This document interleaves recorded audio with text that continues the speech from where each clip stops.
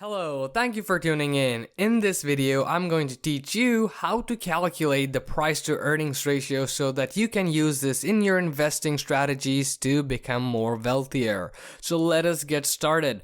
What is the PE ratio? The PE ratio is a short term for price to earnings. So price to earnings ratio.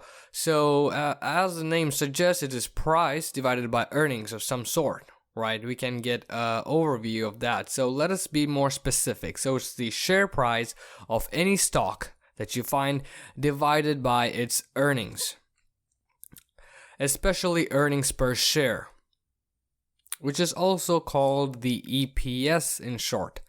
So this helps us to determine the price to earnings ratio. Now that is the short form. Now we can expand it in a bigger view. We can write it also as market capitalization, market cap for short, or market value of equity divided by the net income.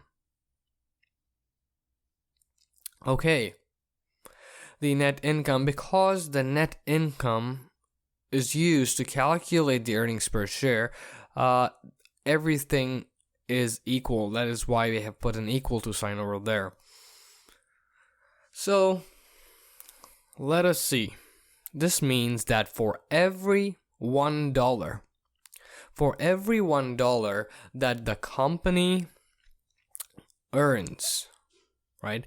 For every $1 that the company earns, how much are you willing to pay for it, right? The company is going to earn this money every single year, right? And how much are you willing to buy a stock and be willing to receive that future cash flows?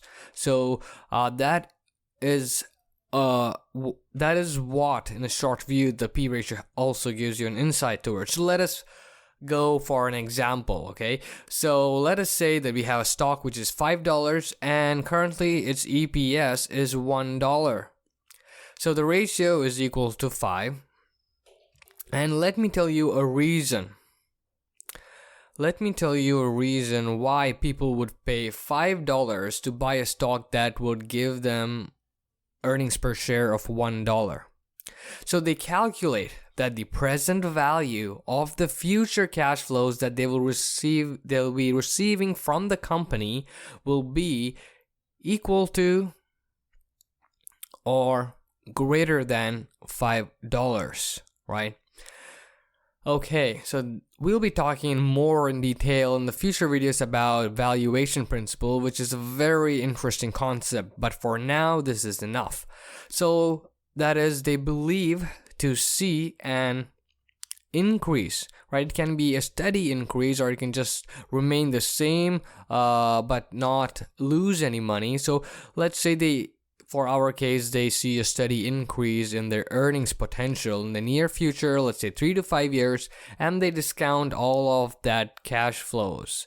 And they calculate a present value of $5, or they calculate a present value of $6, but it is trading at $5 in the market. So they buy it. Hopefully the market will realize and they'll make a profit. So this is just one of the many reasons, okay? I just want to give you one reason over here.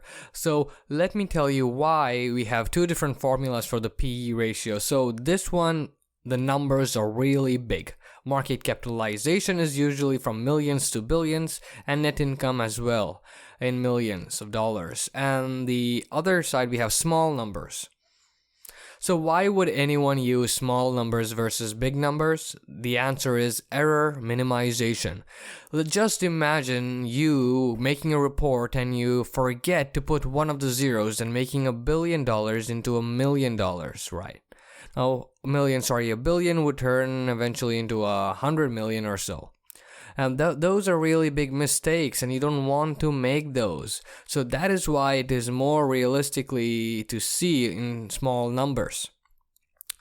Okay, so let us now talk about the PE ratio in more detail. So when is it good to use the PE ratio, and how are you going to use the PE ratio, right? So when is it good to use a PE ratio for a company? right? So if the company has consistent history that shows a steady increase in their earnings, or just maintaining their earnings adjusted to inflation, those companies are expected to still continue that. So it'll be easier to calculate their future cash flow. So we can discount their cash flows and calculate a present value for that. Okay, so an example is consistent 1% increase per year. So a bad company, right?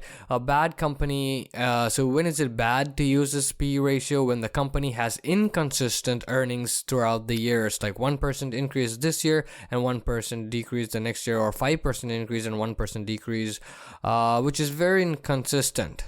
So it becomes very hard to predict its future earning potentials, which in turn implies that it is very hard to predict its future cash flows.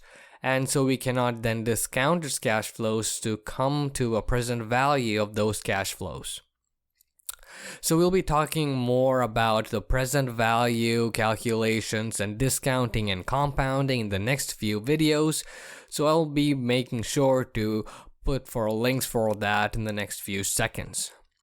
I really hope you got some new perspective from these videos, and if you really liked it, please feel free to subscribe and check out our website. Thank you for your time.